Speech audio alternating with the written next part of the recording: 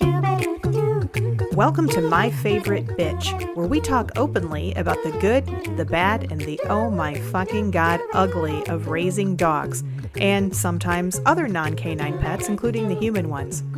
We might talk about poop, and we might swear, so fair warning. Thanks for joining the pack. Now let's get this ball rolling. For a game of fetch, of course.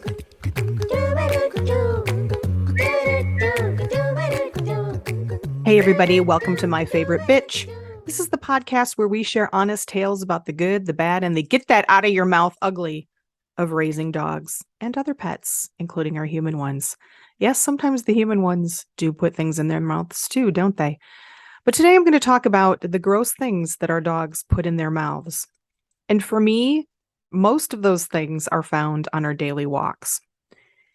Yes, we have put many a nasty thing in our mouths, we being Moxie, my Labrador retriever. And unfortunately, I've also had to take them out of her mouth. So if you have a weak stomach, you don't like talking about things like, I don't know, roadkill, dead animals, poop, that kind of stuff. Maybe this is not the podcast for you. No harm, no foul. I totally understand. It sometimes GURPS me too. I'm pretty sure that my husband has dry heaved in me talking about things like this before. So, but we're going to talk about it. Why? Because it's fun, because that's what we're all about. That's what this podcast is about. It's about honesty and just sharing the daily grind of our lives with our pets. Anybody who has a cat also knows that this is a given with cats. Cats will, especially cats that are outdoors part of the time, they will often bring you presents, little gifts of little disemboweled animals and mice. Cats are actually quite fascinating. Growing up, my parents had, actually, I should say my sister had cats, and I would watch them sometimes. The mother would teach the babies how to hunt in the grass, and it was really fascinating. I did once see a grown cat put away a chipmunk. And chipmunks aren't teeny, but they're not huge, but they're not small either. But in 3 bites, just crunch, crunch, crunch, bone and everything. I don't know what is in their stomachs that allow them to digest all of the bones and such too, but they did, and they were fine. So my dog Moxie walks every day. We go on our morning walk. In the wee hours, and now in this time of year, it is dark out when we start our walk. And we live in a very nice subdivision, but especially this time of year, there are a lot of, I shouldn't say a lot, it's certainly not like out in the country. My little brother told me the funniest joke once. Why did the chicken cross the road? To prove to the possum it could be done. And if you live in the country, you know exactly what that joke means. I thought it was funny. It's funny. I guess it's funnier when it's told by a 10-year-old. But in the country, of course, there's tons of roadkill. Here, it's mainly squirrels and the occasional bunny. It's a residential neighborhood. It's a 25-mile-an-hour speed limit. Most people abide close to that, so it's not as speedy. But this time of year, the squirrels are getting fat. They can't run as fast. There's a lot of leaves and debris in the road because people are doing fall cleanup. So it's harder to see animals as they're running around. So we get a little bit more roadkill than we maybe do the rest of the year. My husband came home from taking Moxie for an evening walk the other day, and he said that she was pulling him in a certain direction. So our house is on a T. So our road, if we go across our road, we are actually in another road. So it's a T intersection, and we're on the kind of the top of the T, if you were looking at it as a letter. So we have 3 ways that we can go out of our yard or out of our driveway to take a walk. And most often, Moxie will go straight or she'll go left. Rarely does she go right. Sometimes I veer her right if I want to just go on a particular route. But she hardly ever herself goes that way. But in this particular night, he was a little surprised because she pulled him to the right. And then he explained that they ran into some roadkill. And he was fascinated. He's, how does she know How did she know that it was there? Did she? And I said, oh, she knows because we walk by that roadkill every morning, and it's everything. It's an obstacle course sometimes. So she remembers, so she knows. And I have learned, this is one of the great things about walking with your dog, is you learn things, so many things about your dog when you do that walking ritual. And one of the things that I've learned is if Moxie does something that is off schedule, that is off the norm, if she suddenly wants to go home and we haven't been walking for very long, or if she wants to go in a different direction, I know there's something seedy going on. There's something mysterious that needs to be uncovered, and it's probably not good. It's probably not a good mystery. It's probably not like a good Scooby-Doo mystery. It's going to be a nasty mystery. So sure enough, she pulled him this direction, and there was the roadkill, and so of course he had to deal with that. And we've passed this many times. This morning, we passed on our route, and yes, she did take me in that direction. They were all in the same direction. Not one, not two, not three, but 4 roadkills. 2 were quite old, 2 were pretty fresh. So I knew that they were there. When I was driving home the other night, I saw the 2 new ones. I guess it was last night. I saw the 2 new roadkills, and I know some of you are probably like just thinking, "Fuck, Beth Ann, do your people not go out? Do your neighbors not go out and just clean this shit up?" I guess not. I guess not. And I'm not going to do it. I'm not going to carry a bag around and pick up fucking roadkill. Although, as we shall see, I have had to touch it before. So there's a squirrel that's quite old. It's pretty much just skin and bones now, and 2 fresh squirrels, and then a bunny that's pretty much skin and bones. But the schmear on the road still remains. So a few days ago, Moxie and I were walking along. It had just rained, and I knew that there was the squirrel number 1. We'll call it squirrel number 1, who had an untimely death. Let us give a moment of silence for Rocky the squirrel, the not flying squirrel. So we went down the street. She pulled me in that direction. I knew she was going for the squirrel. I knew where it was, but it appeared that someone had removed it. This is what usually catches me. Like, I think, oh, someone has finally come out and bagged it up and taken care of it, because it was just the schmear, right? And honestly, I don't give a fuck if she just sniffs a smear of, week old blood on the road. I don't care. She's a dog. It's instinctive. It probably burns more energy than if we walked a half mile. So, okay, she sniffed the schmear, but then I noticed at the exact same time that she noticed that the squirrel actually had moved from its original schmear. Probably a car hit it or whatever, wind, whatever. It was kind of getting brittle. And she snatched that thing up so fast, you would need to watch it in slow motion to actually see it happen. Unfortunately, I didn't have any gloves. It was a fairly warm morning.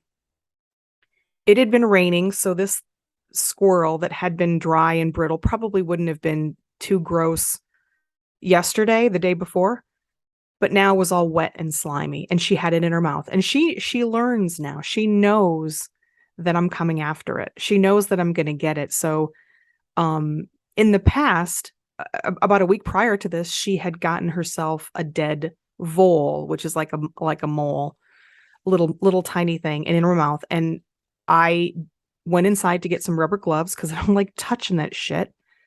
And I came back out. She knew I was coming for it, and so she did like a 3 crunch and swallowed it before I could get to it. The squirrel was too big for her to do that. So it was in her mouth, but she did kind of take a gulp, try to get it back in her mouth, so I couldn't reach it. But one of the bones, a big bone, was kind of sticking out the side. So with my fucking bare hands, I had to pry open her mouth and grab the squirrel by that bone and flick it over to the side of the road. And I managed to do that, but I had to touch it. Fortunately, it was well beyond the stage where it smelled like foul roadkill, something from the depths of hell. But still, I touched it, right?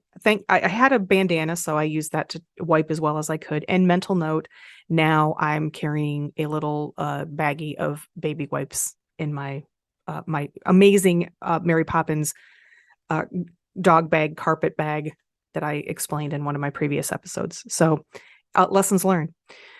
I keep telling myself to put a pair of gloves, but now that it's winter, I actually have gloves, so I probably it's okay. So so that was that.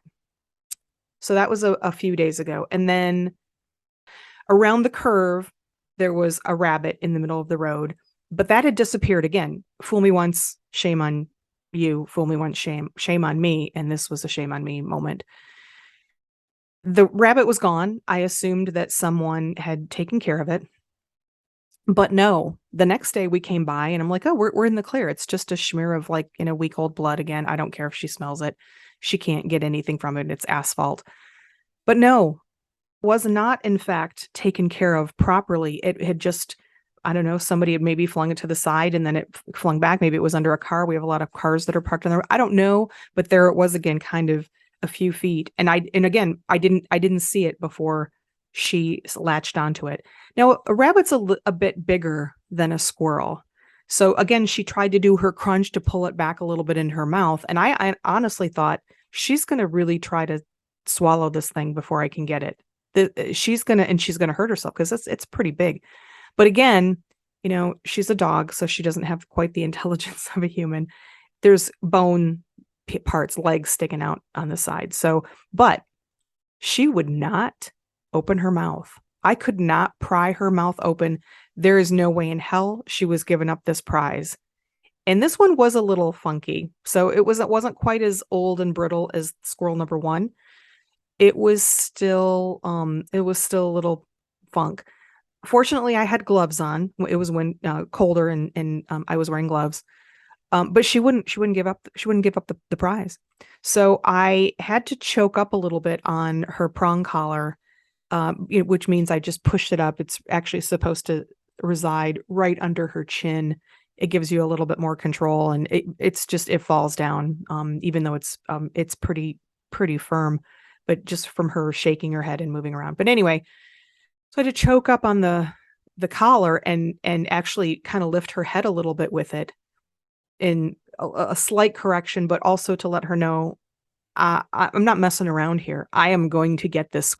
And I did it, but it took a bit for me to pry open her mouth. Thank God I had the gloves on because, she's got teeth. It's not like she's biting me, but she won't let her, you're trying to actually pull teeth apart. So I was able to get the rabbit out of her mouth and toss it to the side. And so we've successfully avoided that. And today with the 2 new kills, I knew they were there. I didn't let her go anywhere near because you know what? I'm not falling for that Moxie. I'm not falling for that anymore, bitch. You fucker. You're not. No. Fool me 5 times, then we're at our limit, right? We've had the vole with my bare hands. We had the squirrel with my bare hands.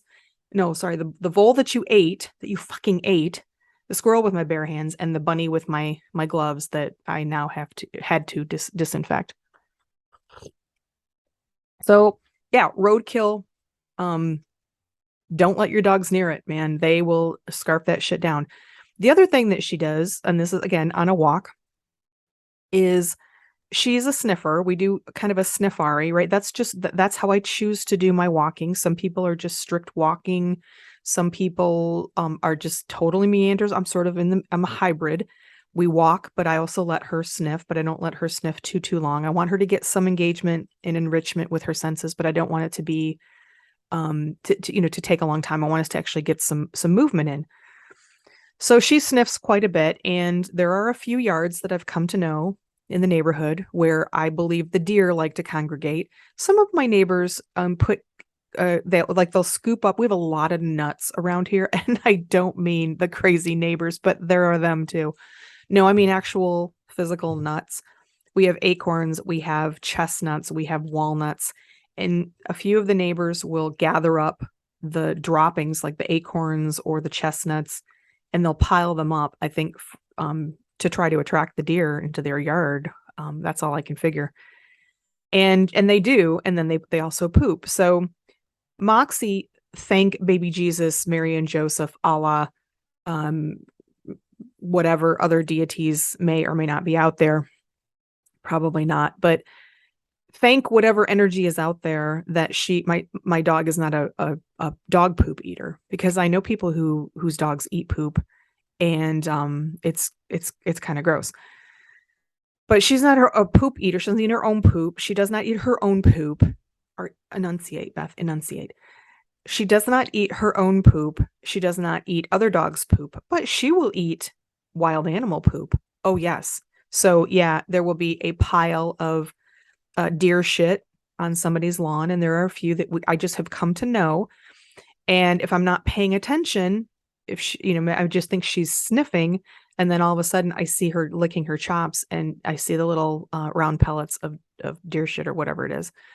So yeah, deer shit. I don't bother taking that stuff out. Look, I don't encourage my dog to eat shit or proverbial or literal shit.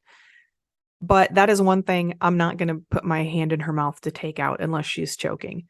I just figure she's got a dog stomach. It'll take care of it. She'll be fine. She's fully vaccinated and got all her shots and shit. So we'll just take our chances there. I'll just try to do better next time because, again, fool me once. That's what I'm going to call this podcast. I'm going to call it Fool Me Once. What else? There's almost nothing that she won't put in her mouth. In other words, she will put just about anything in her mouth. She will tear up plastic bags. She will tear up cardboard. She loves egg crates, just the cardboard egg crates.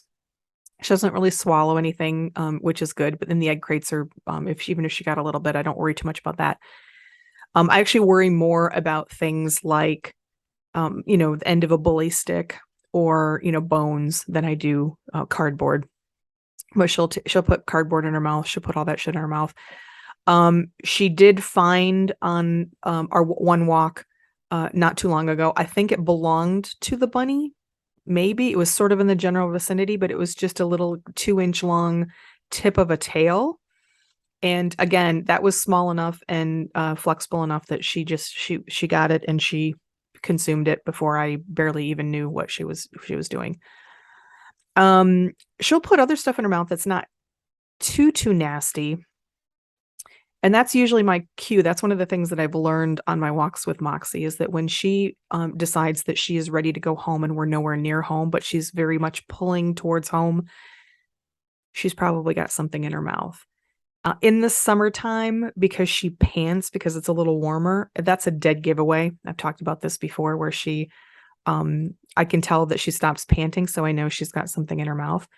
So yeah, this has happened a couple of times. One time it was very obvious because she had leaves sticking out of her mouth, but she had gotten a double acorn on a leaf thing, and apparently she was attracted to the acorns. There were 2 of them. It kind of looked like a ball sack, like your grandpa's ball sack. Not that you've ever seen your grandpa's ball sack. I hope you've not seen your grandpa's ball sack. If you have, I hope it was by accident. But as you can imagine, an old man ball sack is what it probably it kind of looked like, and probably why she maybe it smelled like a ball sack too. I don't know. She certainly likes gross smelling stuff. So that was one time. Another time it was she stopped panting and started pulling, and I was like, not this time, girlfriend. And sure enough, she had an unripe apple. We had walked under somebody's apple tree, and a few of them, wormy, gross apple. So I pulled that out of her mouth, but then I noticed she still kept pulling towards home, and she wasn't panting. Oh no, she had 2 of them, just like a fucking squirrel. She had one in her cheek, apparently saving it for later, saving it for her winter hibernation, apparently. So yeah, there's almost nothing that she won't put in her mouth. I wear a breathe right strips on my nose at night often, and I would throw those into a wastebasket. And sometimes, it's by my bed, and sometimes I would miss. Well, one night she puked up in the middle of the night, and I, of course, because I'm PSI, puke or poop scene investigator, I will investigate because I want to know what's causing this. And I see all of these little flat pieces of something. I'm like, what the fuck is this? And then I realized it was my breathe right strips that she'd been picking up at the floor. She just chews on them and swallows them. So I had to really get pretty diligent about putting them in a container that had a lid on it and not missing the container, because she'll put anything in her mouth just about. So anyway, so those are some of the gross, mostly gross, a few not super gross, but pretty gross things that Moxie has put in her mouth. What about you? Tell me some of the things that your pet has put in their mouth that are gross or extraordinary, or you were like, what the fuck? Why? I'd love to hear about that. I'd like to hear, yes, I'm one of those people. If this were not my podcast, I would listen to this podcast because this interests me. All right, folks, thanks so much for listening. Look me up on social media. My info will be in the credits. I'm on TikTok. I'm on Instagram. I'm on Facebook. I'm on LinkedIn. Most of those places other than LinkedIn, I'm at The Bean 67. That's TheBeann 67. So look me up. I'd love to hear from you, hear what you think of the podcast. And of course, as we said, what are the gross things that your pet has put in their mouth?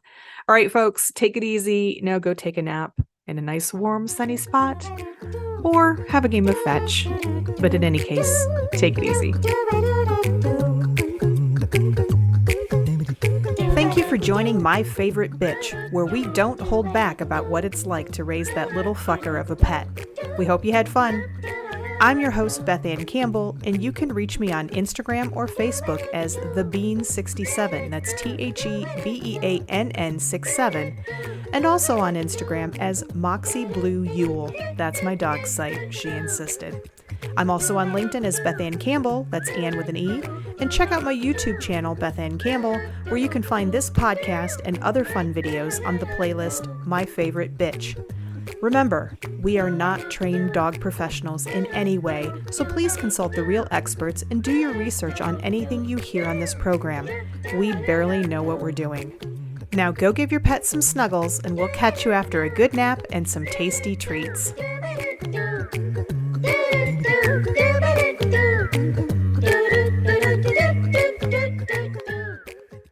My Favorite Bitch is produced by Beth Ann Campbell and is a product of Beth Ann Campbell, LLC, all rights reserved. Go fetch, Moxie. Good girl.